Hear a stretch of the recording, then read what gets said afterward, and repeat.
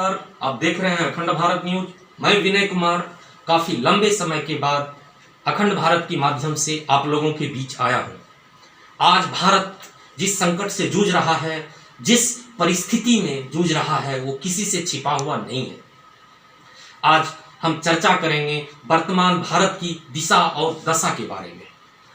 वर्तमान भारत आज एक अदृश्य महामारी जो कभी चीन से निकलकर 200 देश को आतंकित किया था, आज उसी आतंक की साया में 140 करोड़ भारतवासी जी रहा है। दूसरा फेज सबसे ज्यादा नुकसान भारत को पहुंचा रहा है।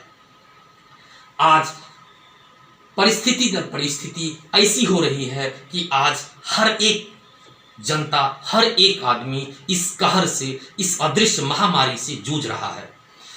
आज प्रकृति आज ही नहीं महामारी दी है, इस मृत्यु लोक में प्रकृति ने अपने समयानुसार कभी आपदा सुनामी बनकर आई है, कभी बाढ़ बनकर आती है, कभी भूकंप बनकर आती है, लेकिन ठेस और जो आघात होता है, जो उसको झेलना होता है, उस मृत्यु लोक पर रहने वाले हर एक जीव जंतु को झेलना पड़ता है। आज 140 करोड़ देशवासी कैसे इस अदृश्य महामारी को झेल रहा है, उसकी चर्चा हम छोटे से शब्दों में कर रहे हैं। हम जहां खड़े हैं उसके आगे एक समुद्र है, पीछे खाई है।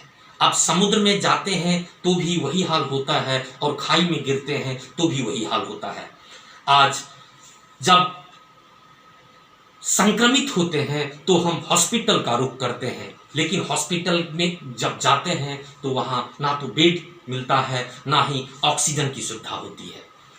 कभी भारत विश्व गुरु का सपना देख रहा था, कभी भारत अपने को विश्व में महाशक्ति के तौर पर देख रहा था, लेकिन जब ये एक महामारी आती है तो उस महामारी में यहाँ का जो तंत्र है, यहाँ का जो प्रशासक है, वो मौन हो जाता है।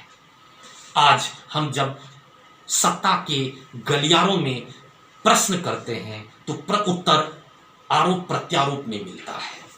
क्या यह 140 करोड़ देशवासी जो कि इस कुव्यवस्था से पीड़ित है, जो 140 करोड़ देशवासी आज इस सत्ता और विपक्ष के आरोप प्रत्यारोप का शिकार है, क्या इस महामारी को झेल पाएगा?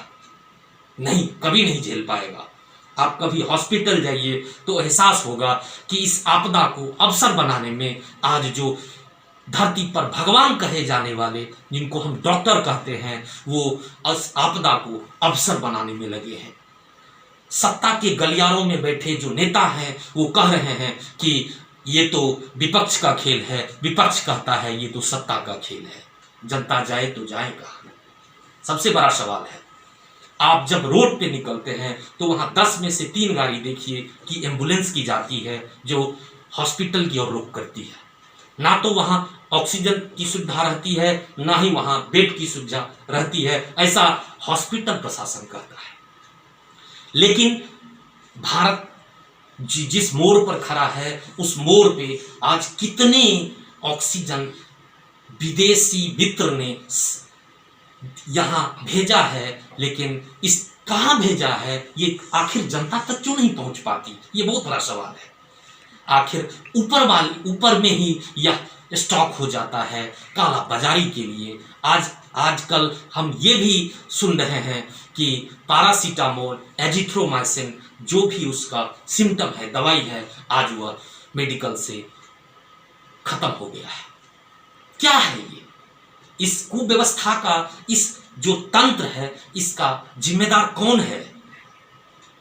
ये पूछता है अखंड भारत, पूछता है 140 करोड़ इस देश की जनता। अगले एपिसोड में फिर हम चर्चा करेंगे। तब तक के लिए नमस्कार।